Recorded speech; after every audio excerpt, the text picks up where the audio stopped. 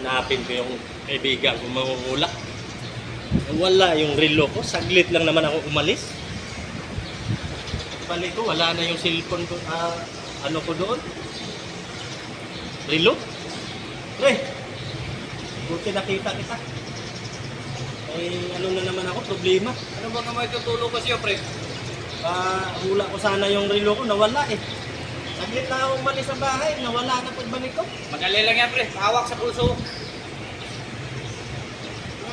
Kita ko na pre, kapit-bahay mo lang kumuha. Sa katunayan nga ho. Matalik mo pang kaibigan. Ano ba?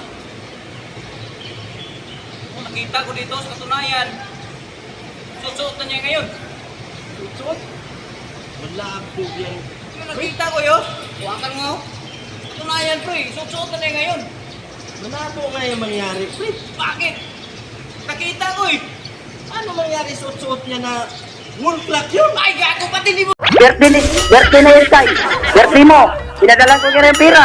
Oh. Ang unggoy. Minom na to. Natural, kinikwenta niya. Sinabi na ultrak pala yun.